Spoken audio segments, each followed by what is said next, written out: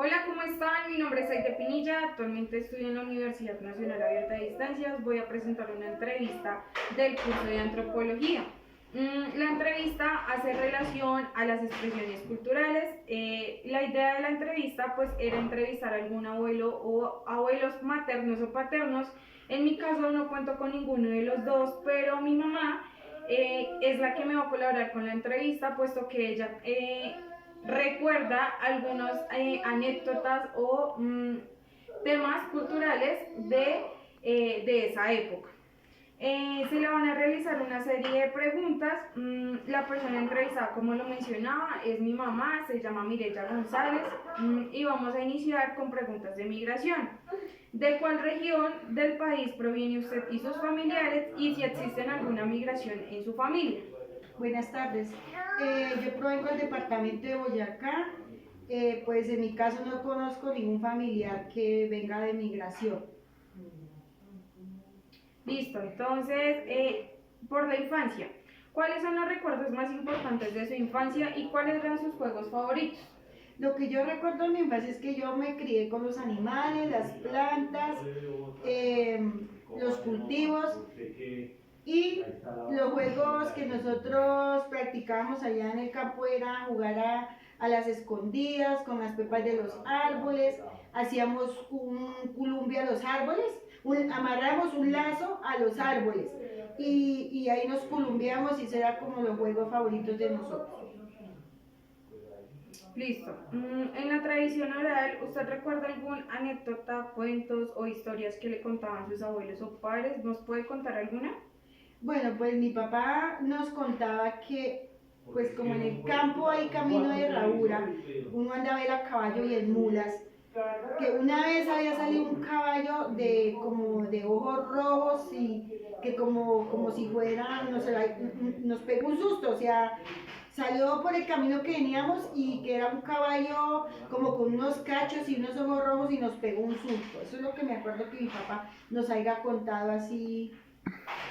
Listo. Frente a las expresiones culturales, ¿cuáles son las fiestas, oficios, rituales religiosos, músicas o bailes entre las expresiones culturales más relevantes de su lugar de origen? ¿Nos puede describirlos?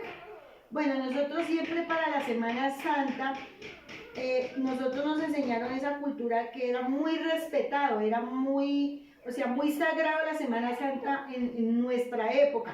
Se cogía la leña el día, antes de empezar la Semana Santa, el día domingo se cogía la leña, se tenía la comida lista, todo porque nosotros nos inculcaron, nos decían que Jueves Santo no se respetaba y que eso era muy sagrado para Dios, que no se debía uno ni bañar, ni ir a fiestas, sino solamente era dedicado a Dios y respetar. El sábado santo se iba a la iglesia, la bendecida del agua, y el domingo también se iba a la iglesia, que era la resurrección de nuestro Señor Jesucristo. Eso era muy sagrado, muy respetado.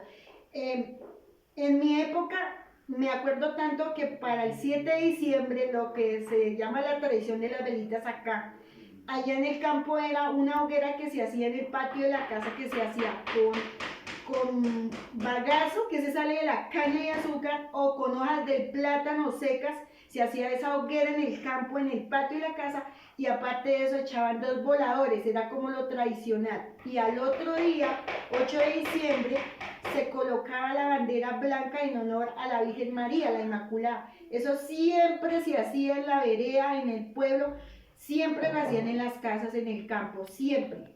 Era como lo más tradicional. Listo. Frente a las fiestas y la música que se presentaba en esas expresiones culturales, ¿qué nos puede contar? A la música y a las fiestas. Bueno, allá había una fiesta que era muy importante para nosotros los campesinos y para el pueblo, o sea, que era la fiesta de San Isidro Labrador, que el padre le decía a los campesinos, los que pudieran, que llevaran plátano, la yuca, la piña, la naranja, y se hacía una caravana con San Isidro Labrador, o sea, si el carro se adornaba con todos esos frutos y se hacía una caravana por todo el pueblo, y el padre cantaba la misa y todos los campesinos hacían su caravana detrás del carro vestido de frutas, y aparte de eso echaban unos voladores. El baile típico de allá de esa región es como la cumbia, y la guabina chiquinquireña. Y la música, pues siempre se escucha música popular, música ranchera. Siempre en el campo se ha escuchado esa música. Y la comida era como el sancocho y la carne asada, era como lo más típico de allá, de esa época. Y la gallina, siempre hacían el sancocho de gallina y el baile, pues el que acabo de decir. Listo, por último vamos a revisar la vida política. ¿Recuerda algún acontecimiento político que afectó a su familia o de pronto pues tuvo influencia?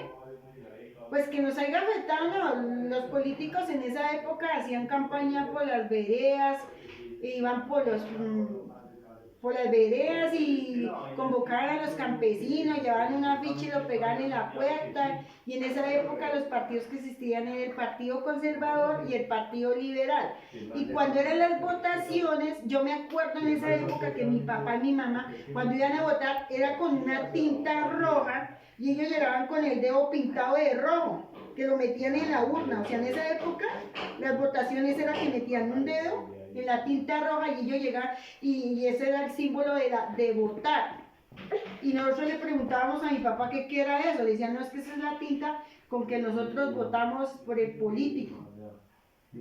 Listo, bueno, esta es bueno, hace parte de esos relatos y memorias que se presentaban pues en la familia frente pues a los abuelos maternos. Mi mamá se acuerda un poco de esos temas y pues nos dio a conocer algo de que muchas veces uno no conoce de la época antigua. Le doy gracias pues por la entrevista, por hacernos conocer este tipo de costumbres que últimamente pues ya, por ejemplo, que ella mencionaba lo de la religión con el tema de la Semana Santa, ya ahorita casi es muy poco esa costumbre, son muy pocas las personas que siguen ese tipo de costumbres. Acá pues gracias a mis padres la seguimos aplicando, pero pues digamos que acá en Bogotá o en Cundinamarca es muy poco ese tipo de cosas. Y esto sería gracias pues, a los acontecimientos que nos está contando y gracias por ponernos atención, muchísimas gracias por la entrevista. Muchas